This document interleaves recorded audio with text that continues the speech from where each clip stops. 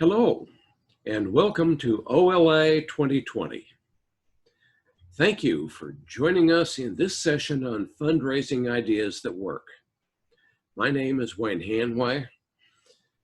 I am this year's president of Friends of Libraries in Oklahoma, better known as Folio, and I am pleased to moderate this session.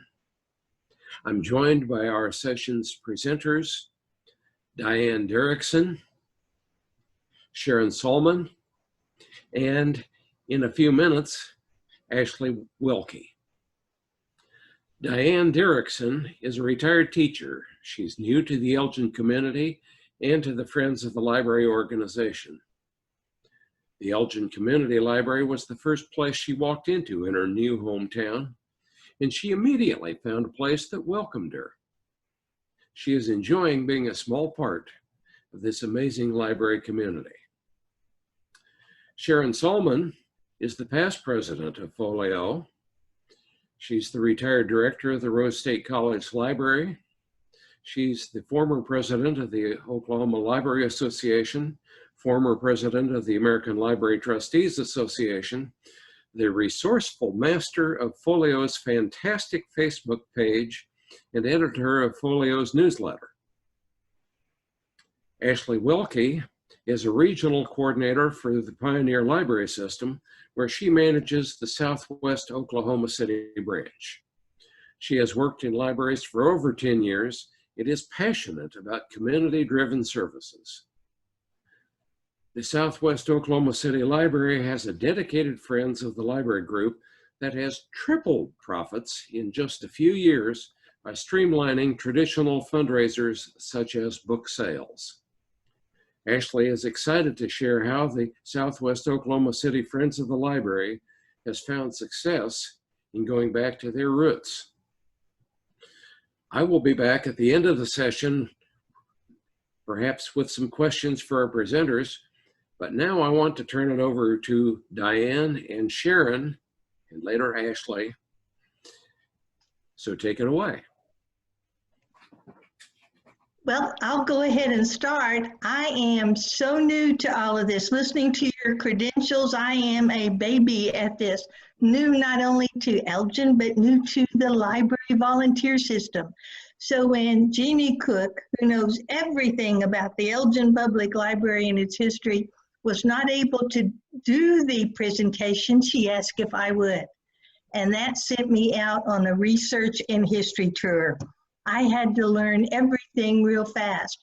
So in order to not mess up, I made a PowerPoint and added the narrative with it because it's not my natural remembering of Elgin. So if you'll bear with me, I'd like to show you that. Is that okay? Sure. Okay, I'm going to share my screen.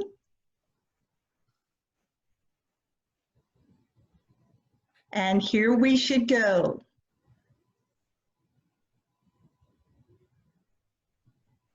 Welcome to Elgin, Oklahoma, where I'm pleased to talk to you about the Friends of the Elgin Community Library and our fundraising efforts. Elgin is a small city of about 3,000, but has a large rural community. The school district enrolls a little over 2,100 students, and the bus routes cover over 123 square miles a day. Elgin is growing. Only 14 miles away from the Lawton Fort Sill area, many military and civilian families are discovering Elgin. We're also seeing a growth in the homeschooling and in the enrollment in the EPIC school program. Both of these areas use the Elgin Public Library for resources. The library moved into its new location about 2 years ago. It's 3,200 square feet with one full-time librarian and is open 4.5 days a week. It currently has 1,100 cardholders. The average monthly walk-ins range from 1,800 to 2,400. This library also provides services for the Fletcher and Sterling communities and their schools. When you walk in the front door, this is what you see. A long front desk and a view of the fiction stacks and the teen and youth collections. At one end of the library is a gathering area bordered by computers, nonfiction, westerns, and DVD collections. The cable services for the large TV are donated. At the opposite end of the library is a bright, open, well-used children area. In the middle, nestled on the back wall, is an alcove called the Book Nook, which you'll hear more about later. Now look around and you'll see personal touches everywhere. The huge custom tile display on the front desk was designed, created, and installed by the librarian and her husband. There is a large clock with the numbers created from book covers with the appropriate clock numbers. Oklahoma birds painted on the columns by a local artist. A large Scrabble display of meaningful library terms. Tiles made from the hands of local children, and a rock collection organized by name to form the alphabet. There are a lot of activities that people count on weekly and monthly. The Wigglers are a morning gathering for pre-K and under. The Reading Rangers is an after-school for elementary students, and the Teen Cafe is for older students. The Book and Hookers is a crochet and knitting group that meets Saturday mornings. The Book Club, the Biblio Posse, meets monthly. Other activities at the library can vary, but they're always designed to meet a need. Events have included Instapot and blender cooking classes, estate planning and identity theft workshops, CPR training and certification, a houseplant swamp, classes on managing diabetes, making the perfect apple pie, the summer reading program. Due to social distancing concerns, this summer's reading program is different. Activity packets for the 6 weeks program were organized into 4 age groups: preschool, elementary, teen, and even adult.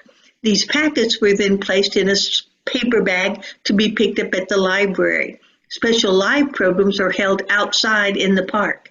There are also special events for the holidays. There is a weekly STEM class used mainly by homeschoolers.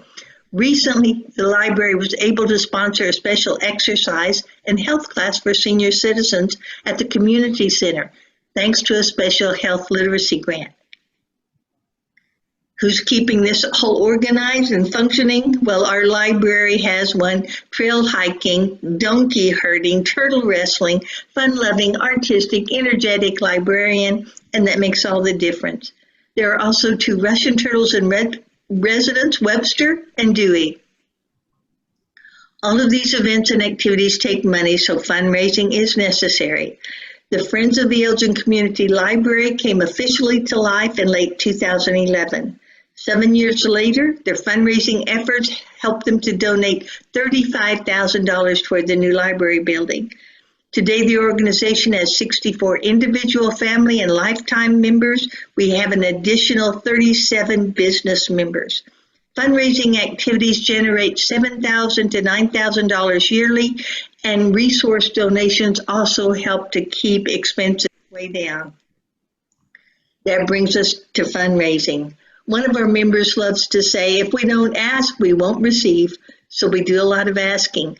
Some quiet efforts take place behind the scene. We apply and receive grants and recognition from various organizations to include like the Blue Canyon Wind Farm, Cotton Electric, PSO, the Children's Charitable Trust, and applied for a health literacy grant which supported the Oklahoma Healthy Aging Initiative.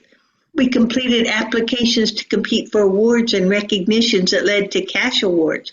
The value of these ranged anywhere from $200,000 to $25,000.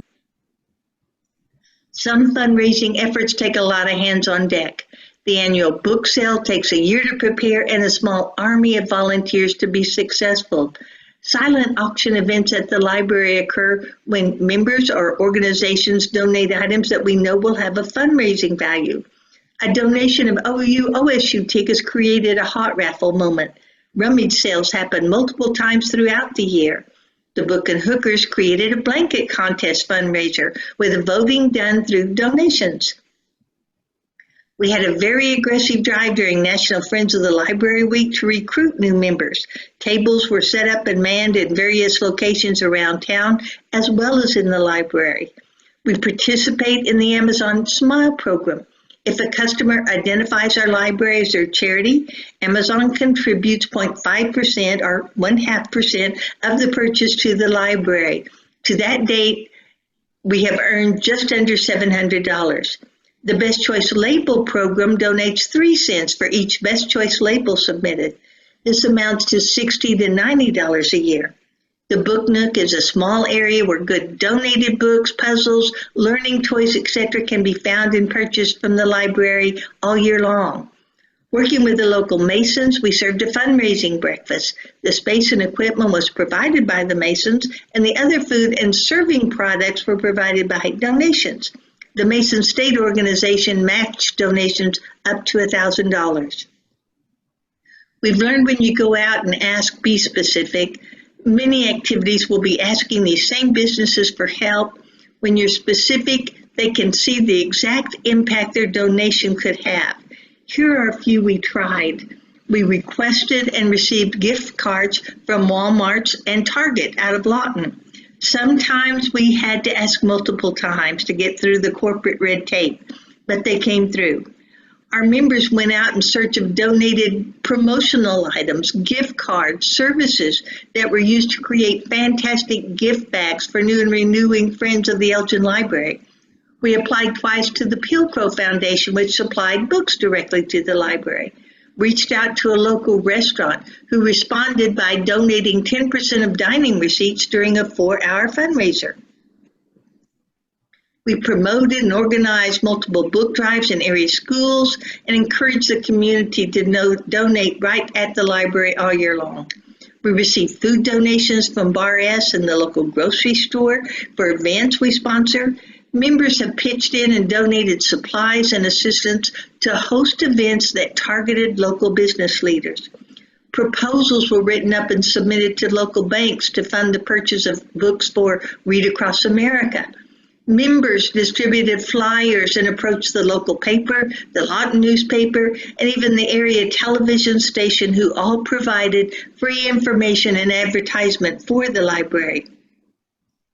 Elgin is a small community, and the most frustrating words to hear are, "I didn't know Elgin had a library." That has to be part of our challenge. We have found you have to make a lot of noise. A well-advertised schedule of activities and a reputation for meeting the needs of the community adds to your credibility when fundraising. Here's a few we use. Of course, a web page, a Facebook and Instagram page, articles in the papers. Even one of the library turtles writes a book review. We encourage the use of the Overdrive, Libby, and Atrium apps. During the recent stay-at-home events, curbside service was initiated, and a Books Gone Wild program where books for all ages were sanitized, bagged, and hidden in Elgin, Fletcher, and Sterling as a means to promote a little adventure, reading, and keep in touch. We took advantage of public events and set up tables to provide info on the library and hand out free books. And of course, flyers, and more flyers. Our fundraising efforts are grounded in adding value to the community, and we believe we add to the quality of life in this area. To keep up the fundraising, we have to keep seeking out sources inside and outside our community. We need to engage all our members to be involved and not let the activities and responsibilities rest on the shoulders of a core group who show up for everything. We have to ask and then ask again and make sure we're specific. Finally, we always try to officially thank our supporters publicly if possible through flyers, news articles, and public interviews. Our bottom line when it comes to fundraising will just always be true. If you don't ask, you just won't receive.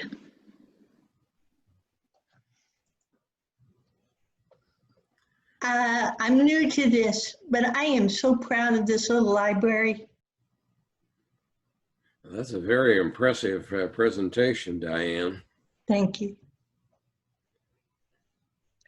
Any questions? I'll try to answer. I knew that you had so many friends involved in getting your building remodeled and open for the library. It's really exciting to see what you've done. It is amazing. Like I said, I'm new, and when I walked in, I was a stranger to the entire community. It has become my home base. That's great. That's great. That is wonderful. Sharon, tell us about what has happened in this year of the COVID virus, among All right. other things. That's really a challenge for everyone this year.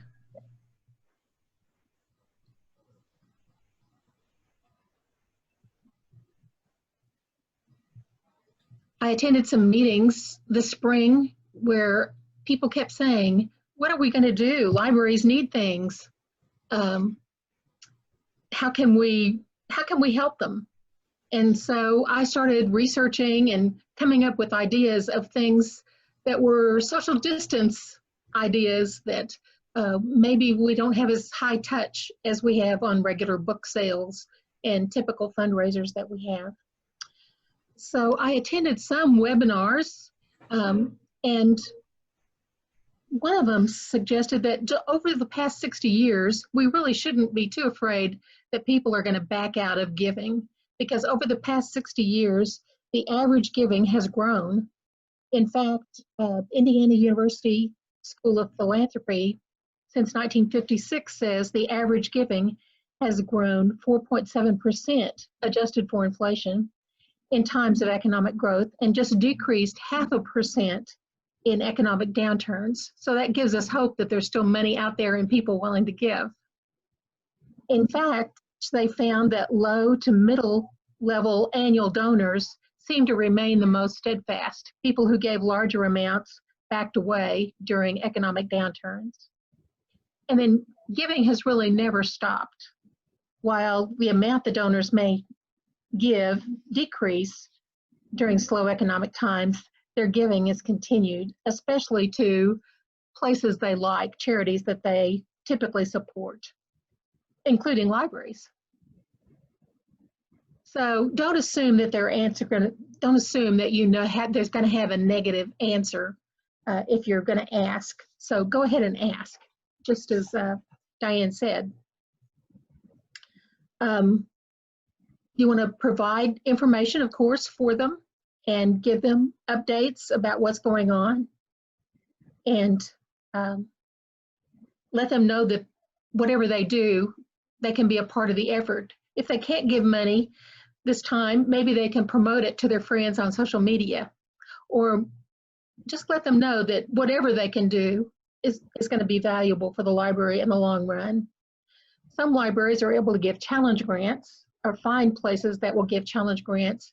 So people will tend to give more if they have a chance that they know their money's going to double, so that they'll have a matching grant. So don't give in to myths that you might think, that you might hear or have rolling in your head negatively. Your donors want you to succeed and know that you are affected by the pandemic, and they're waiting for you to ask them for help. They just need to know how to help, really. As Diane said, be specific in what you're asking for. If the library was important to your community before the disaster, then it's going to be more important probably after. So think long term and be effective. Have effective fundraising. It's really about relationships. So now's the time to rethink how you can connect with your donors. And of course, we can't connect in person, so that we have to think of other ways that we can do that. So don't default to the worst case scenario. Definitely. Of course, this really is a crucial time, and libraries need assistance to safely reach patrons. And each library is probably going to have their own specific needs that you'll have to talk with the librarians and the library staff to see what those are. So we have opportunities and challenges, friends, to reach outside our normal fundraising activities to assist libraries. It's not always what we've always done, and that's kind of awkward and scary at the same time when you're exploring different options. But there are a lot of exciting things that we can do. So libraries do have immediate needs and still need funds, even though I know your book corner is still going because the library is open, but some libraries don't have that kind of high touch yet.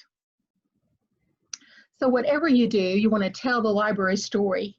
You know, we've been telling stories around the campfire since caveman times, and that's really what we want to do, is tell our mission and about the service that the library has, the community programs that we provide.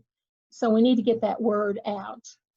So we need, in our stories the friends put out, we need to reflect that.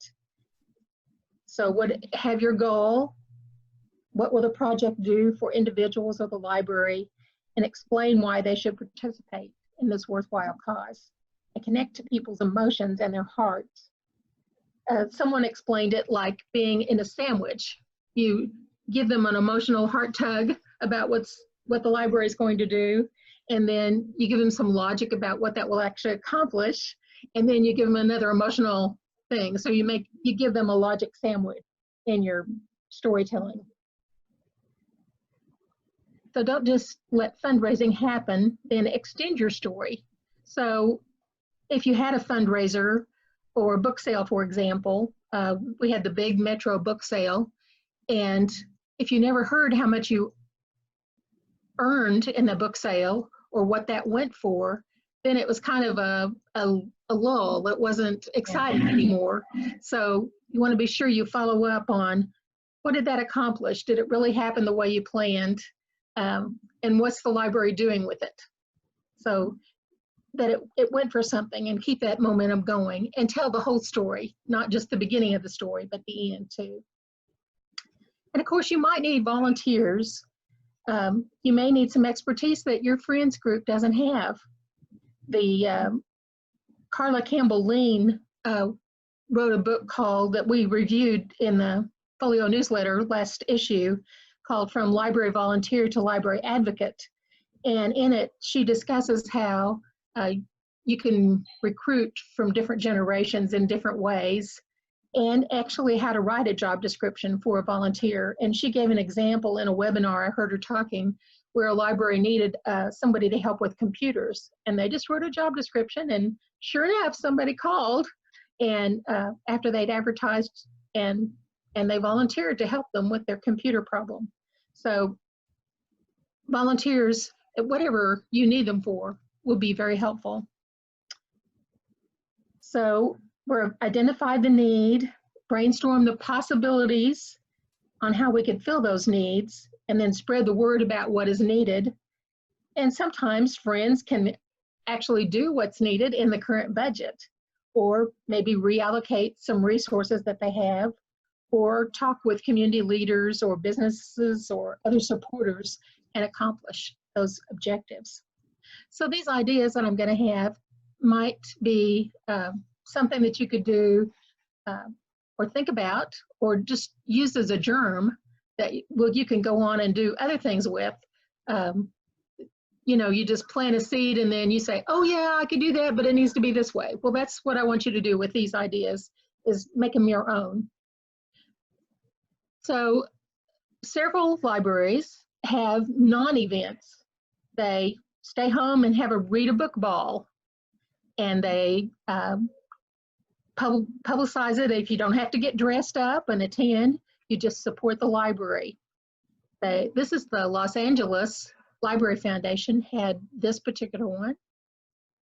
So they sent out compelling emails and invitations. They had the goal in mind and stated their clear purpose. And then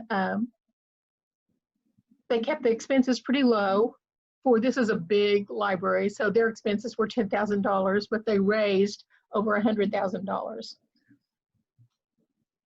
And they had invitations and then had a campaign. So they planned it. It's a 6-month planning process, so this would be something you want to plan ahead. And you can see they found sponsors for tables, just like you would if you were having a real ball. They sent out invitations and then made it a really special event. They kept it fun and kept getting their message out about the library. Now, Cedar Rapids also had a non-event fundraiser, and they're a much smaller library. So she was in the same workshop, and she says, I want you to know that small libraries can do it. It doesn't have to be the big whoop-de-doo, and you can still earn lots of money. So she had this non-event fundraiser. She didn't call it a ball per se, but they encouraged people to send money and get involved in the library and supporting the library and not come to a party. And I'm sure you've all heard of crowdfunding through such things as GoFundMe or PayPal, or there's other websites that do that. These were ones that were on the website, GoFundMe, that I found on libraries that they had. One was supporting a little library. They just wanted $400 to get their little library going. And then one was a library that the bridge had fallen in to get to the library. They'd had a wildfire. I mean, it was one disaster out of another, and they wanted $50,000 and raised $44,000. So the crowdfunding does work. You set your goals and have in mind what it will do, and people will give. Peer-to-peer funding is something that I haven't been familiar with, but it has been very successful for a number of libraries, and that's encouraging donors to reach out to their family and friends to engage more people and tell them about their passion for the library. And so it generates interest far beyond the normal circle of influence to attract new donors. Each participant has their own donation page and shares their personal story then about why they are on your fundraising team for the library. Peer fundraising works because giving is very personal and sometimes emotional, and people trust their friends and family, and so they will give to them. If they believe in it, then they will give something too. So it generates a deeper level of engagement and extends your donor base, and it kind of grows on its own. As an example, one peer-to-peer thing is a celebration campaign. Folio's treasurer actually, on a lark, decided she would just try to do a GoFundMe for her birthday. And she raised $75, not knowing that she would raise anything for her birthday celebration for Folio. So people are willing to give to their friends for a charity that they have in mind. There's several challenge-based peer-to-peer things that you could do. A walkathon, give participants time to complete it. And of course, now in social distancing, everybody can walk on their own and get their friends to sponsor them, and their family and coworkers. You'd have to develop a toolkit for the participants with the instructions and the graphics and the sample messages that they would send, and emails and thank yous. So there's a lot of planning that would go back into the back end of that. But you're really only limited by your imagination. You can design really what's best for your community, what your community would be interested in. And your library staff or other friends may have great ideas in this area. You might want to have nominees that would vote for their submissions for money or crowdfunding. Maybe a virtual road race where people would sign up and run on their own on a particular day, and then they would encourage crowdfunding ahead of time and sign up, have pledges, and then the racers pay the registration fee, get a t-shirt, which may be mailed, of course. They don't have to come to the library, so they're not really limited by geographical area either. And after they've gone their distance, runners report their times on the honor system and turn in their pledges. You probably heard this spring about the British veteran who walked in his walker around his garden. I forget how many laps he did, but he raised millions of dollars in his garden walking around. So challenge grants really work. And then of course there's contests. Wayne and I talked about different possibilities for contests that you could have. Maybe a contest of a favorite book, or kids like doing these book faces where you get a book cover and match it with your body part or whatever to make it come alive. So you could have a book face contest. I think that would be lots of fun. Maybe the best place to read in the county contest, or the most picturesque place in the county photo contest. But lots of possibilities on contests that you could have people vote on their favorite. And then of course you can develop products. There are lots of places online that would actually make the product and mail it out for you. So all you have to do is sell it. A community cookbook are still popular. Meeker did this in last year, actually, the Meeker Friends of the Library. And now they have it where people submit their own recipes, so it's not one person sitting down and spending a lot of time inputting recipes, but everyone can submit their own and make it a community-wide effort or a friends-wide effort. You could sell t-shirts.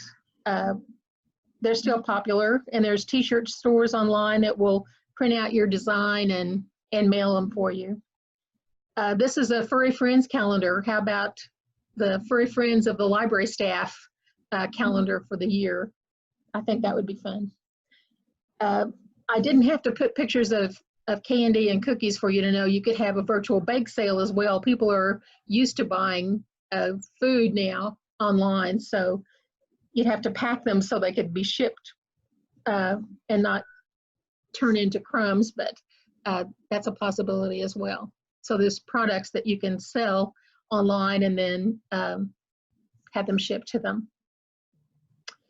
Now, academic libraries have long sold book plates for books. And I don't know that I've seen that many public libraries doing that. This is an example of a school library that was selling their book plates. So you could have someone give 50 or 75 or 100, you could name whatever price you wanted, to give a book in memory or in honor of someone. At the school, they were doing to honor the birthday of the students, but you could do in memory or honor of anyone.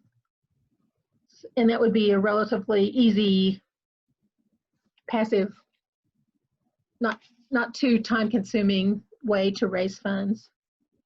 One library I read actually, and that may have been at Elgin, where they sold bookshelves. You could buy a shelf. That I thought that was a neat idea too. Some friends of the library actually sell their books online.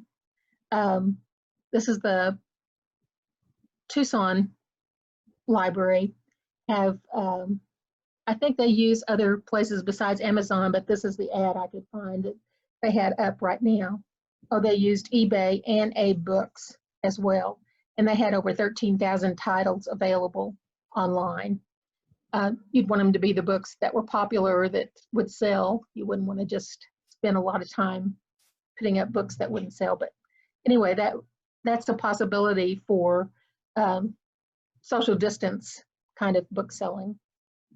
The Metropolitan Friends have a box sale every year where you can actually, they put different genres in different boxes, and you can buy a box of romances, a box of mysteries, and it would take some organizing, but it would take less high touch than a normal book sale.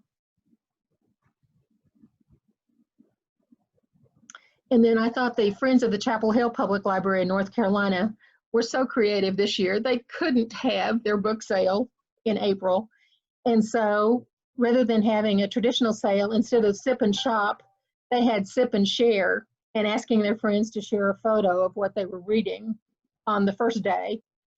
And then the normal day of the public book sale, they invited people to take shelfies. So they took pictures of shelves, and this is one of the shelves that they put on their Facebook page that someone shared. And then the winners were given gift cards and prizes.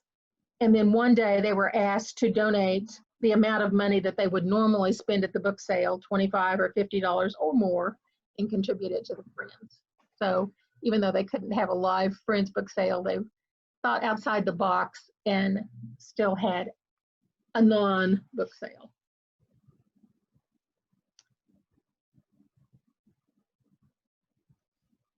The American Library Association has read posters now available, and I thought that might be something that people might pay for if your friends group wanted to download this software that they have available for free now and use the template and sell read posters of people in your community.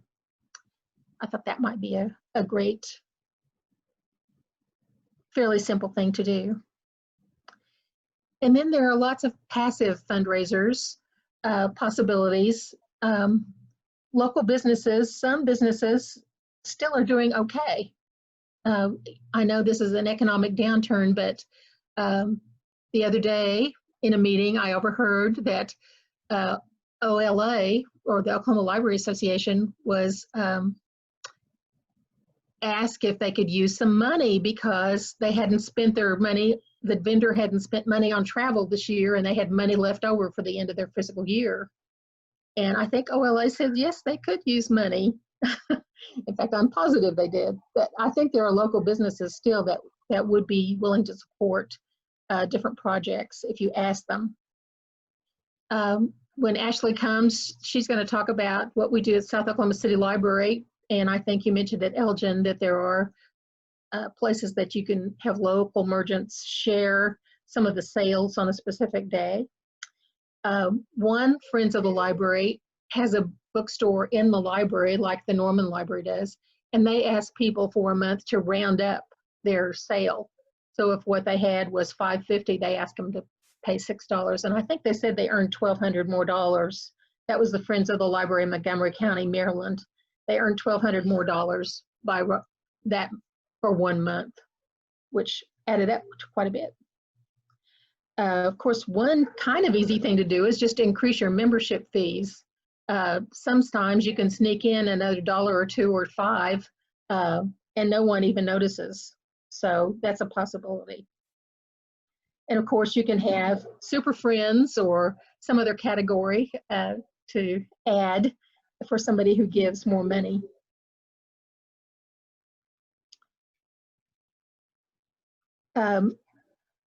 One suggestion is an Amazon wish list.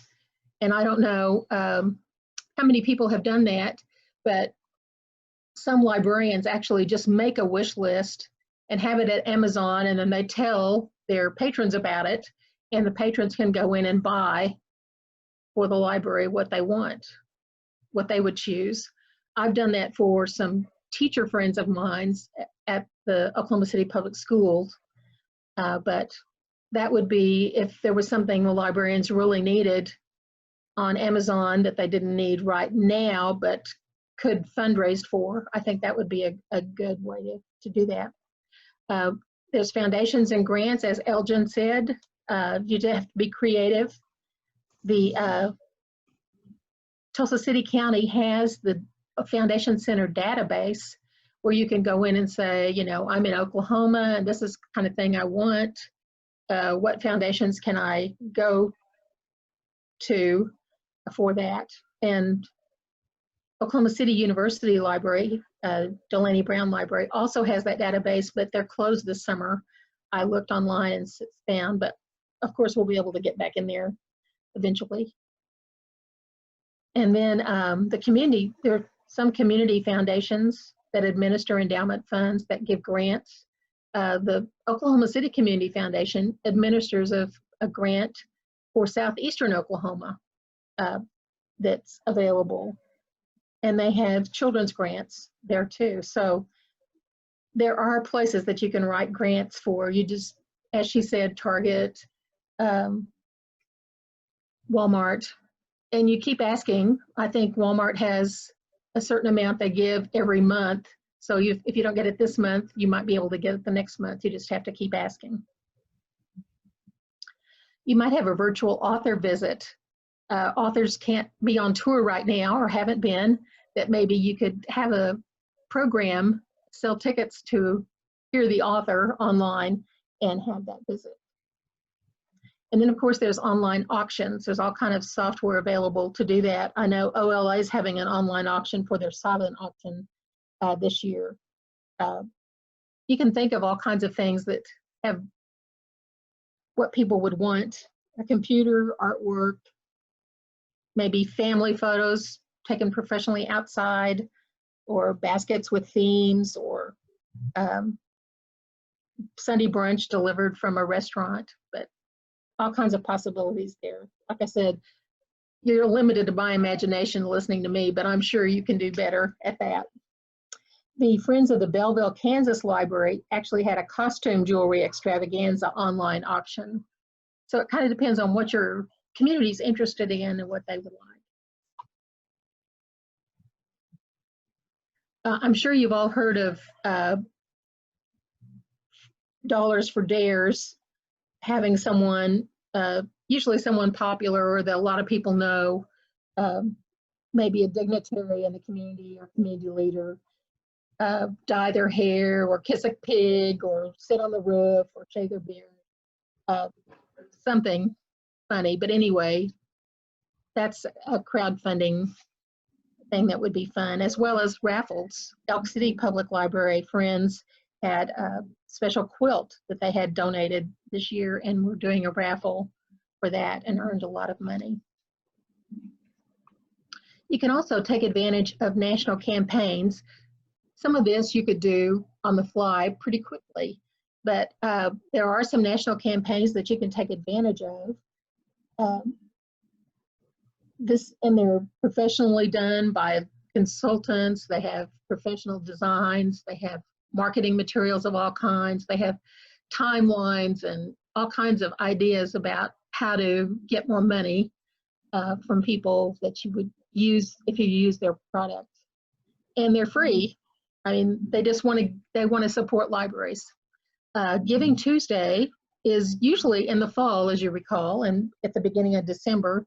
But this year they held it, because of COVID, they held it in May. But it's a great day that everybody knows about, that you can hop on and utilize their resources in social media, because they do advertising as well. And you can have your organization be a beneficiary. And the Seattle Public Library Foundation and the Seattle Public Library created Library Giving Day, and it's in April. They have all the things that you would need to participate: free resources, graphics, how to plan it. They do national advertising. They have publicity ideas. And so you can just plan ahead and hop on that day in April and be a part of that easily without much effort, because they've done all the hard work of getting the graphics and planning together. And as Diane mentioned, National Friends of the Library Week is a great week to have fundraisers or membership drives to let people know about Friends of the Library and about the library itself. So that is, this year is October the 18th through the 24th. Folio has an award for outstanding projects that are done, and I think Elgin won that last year. Yes, Elgin, because they did a great job of planning their week. But we have United for Libraries, which is the national organization that sponsored it, also has an award you can apply for to participate in that. And of course, end of the year gifts are possibles. It's a balancing act. You don't want it to be too close to the end of the year that they've given away all their money, but people are more giving towards the end of the year. So plan ahead, and other nonprofits are going to be asking at the same time. So I would hit them right before Thanksgiving, maybe 2 weeks, maybe at the beginning of November. But with a specific project, and I think something especially for children would be especially meaningful around that time to ask. And of course, we all have emails in our email asking for money. And you keep wondering, why do people send these? Because they work. That's why they do. So think about a campaign, a special project that would really fit into an email campaign. The other idea as far as emails is to collect emails that whatever you do. That is one thing I know Folio's really working on, is we don't even have all of our members' emails at this point that we can communicate easily with them. So collect emails wherever you are. People who give, if you do a crowdfunding thing and people give to your team member, then get the emails that people have that are giving. So any project or anything, programs, anything you can get emails from, you want them all. You want them all so that you can let people know about the great resources of the library. And then as time is appropriate, the great needs of the library that they can be a part of and build that virtual relationship about the library. Sharon, I think maybe it's time to Okay. introduce Ashley and Great. ask her to tell us about what's going on with the Southwest Oklahoma City Library's fundraising. Super. Take it away, Ashley. Absolutely, thank you. And you know, at South OKC, we're really fortunate to have Sharon on our Friends board. So thanks, Sharon, for sharing all of those amazing things and different ideas that people can do for fundraising.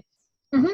I don't have a beautiful PowerPoint like you did, but I'm going to share a little bit about what South OKC has done, what the Friends Group has done, and how they found success in what I would almost identify as kind of going back to their roots. So some maybe more non-traditional fundraisers that the Friends have done that have been really successful. One is that the Friends have done restaurant nights. And we have one at Pub W, which is in the Oklahoma City metro area, and that has been extremely successful. All people have to do is go in and eat or get takeout, which is really great during COVID because your takeout orders still count. And you just have to say that you're there to support the Friends of the Library, and a portion of your proceeds will go to the Friends. And what's really great with a restaurant night is that it's a win-win. If you do your due diligence and promote that event, the restaurant is really happy because you're driving business to their restaurant. So there are a lot of places, sometimes it can be kind of hard and awkward to go out there and make that initial ask. You know, hey, do you want to give us a piece of your profits? But restaurants actually are really open to it because you may drive in a lot of business on a Tuesday night where otherwise maybe they wouldn't see as many people.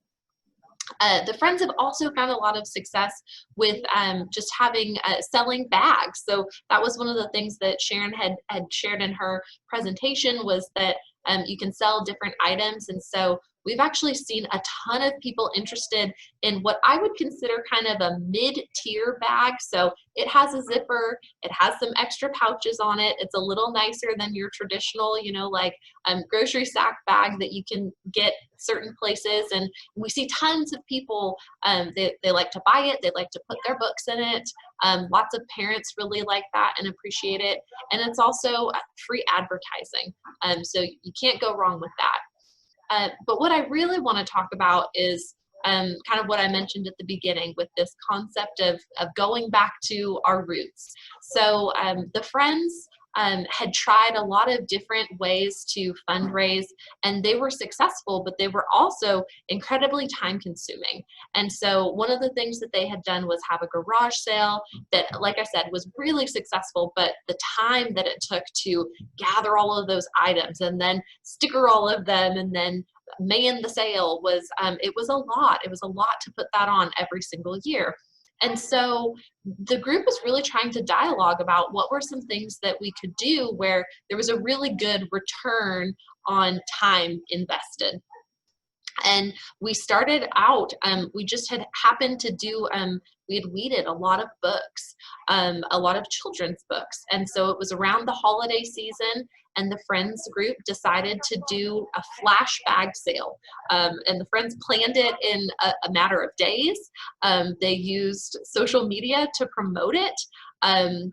We were able to get staff to alert teachers in the community and some homeschool groups about this flash sale that was going to happen.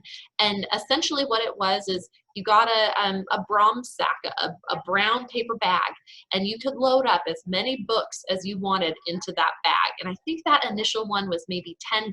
So it was as many books as you wanted to fit into that bag for $10. So it was a great deal. And people loved it. We made over $1,000 in just a matter of a few days. So it was wildly successful, both from a fundraising perspective, but it was also really successful because it wasn't as time consuming as some sales that the Friends had put on in the past.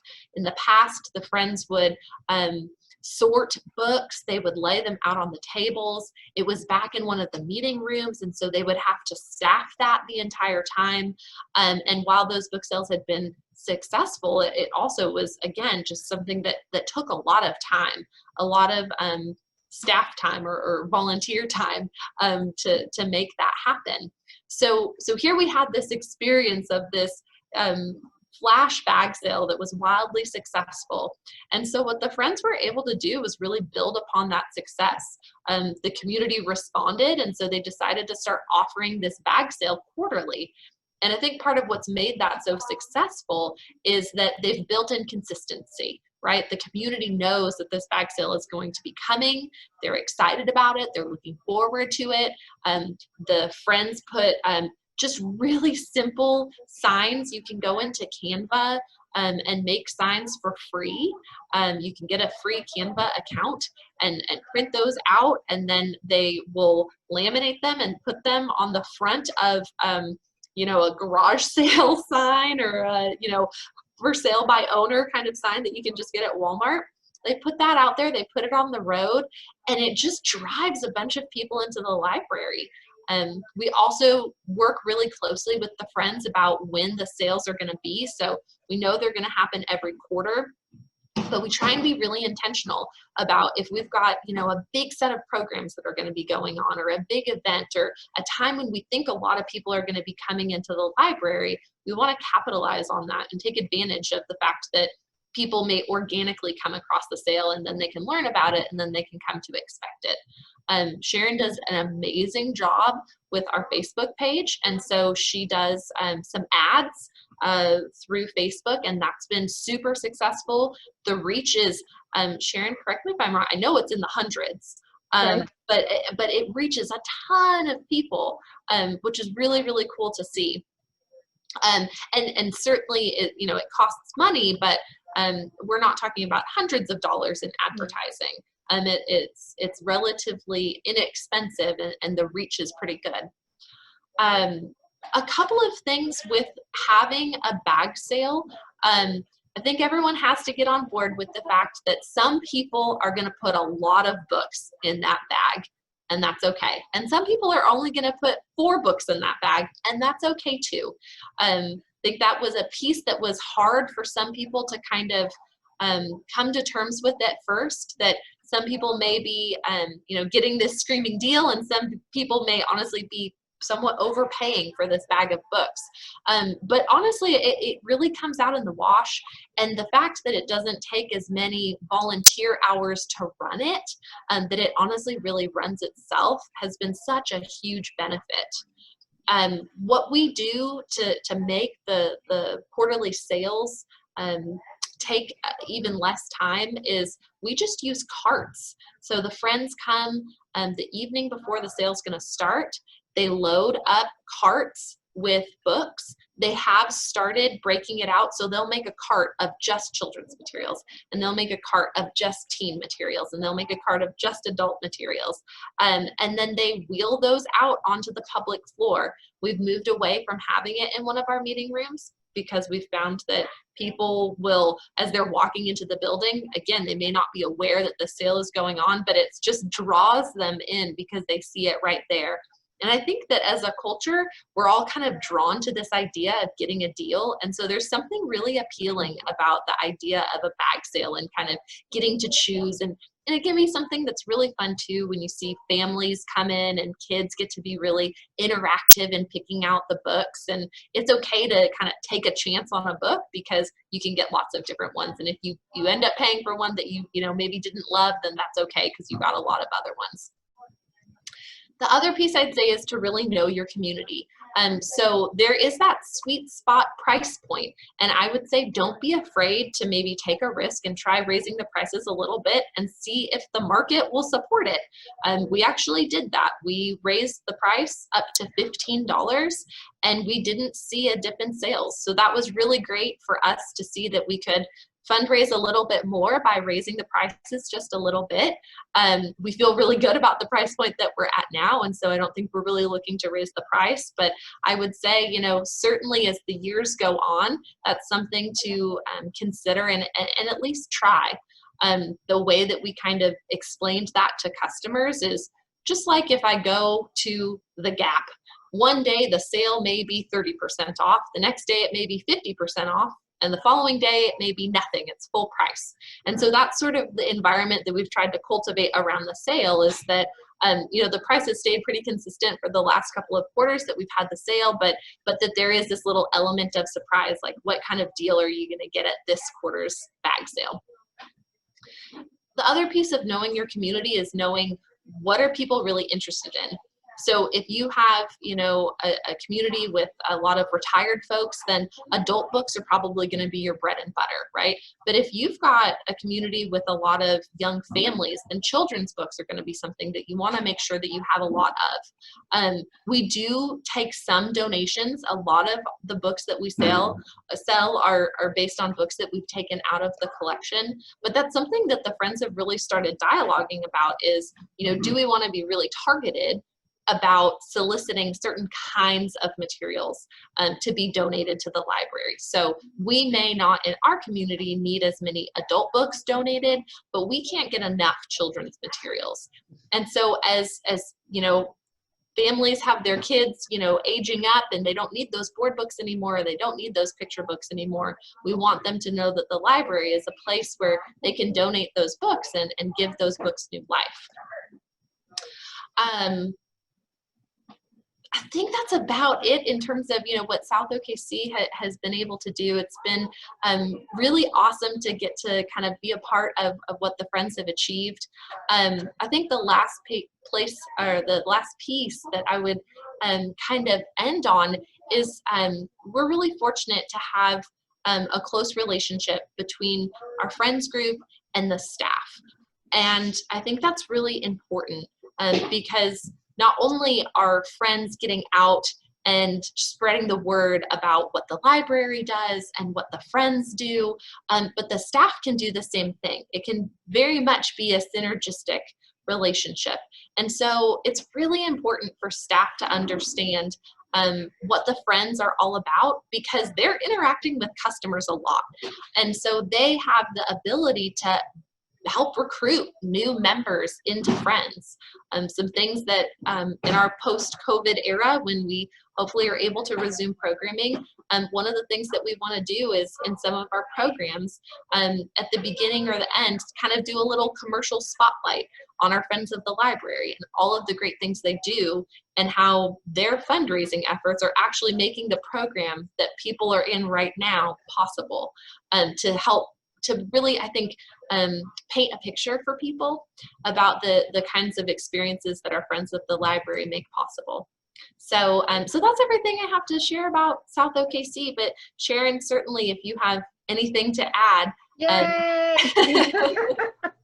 Oh, I would just say to everybody before Wayne winds up here quickly, that if you have any fundraising ideas you'd like to share, please send them to me at the website. You can find my email address, and we'd love to feature that in the newsletter.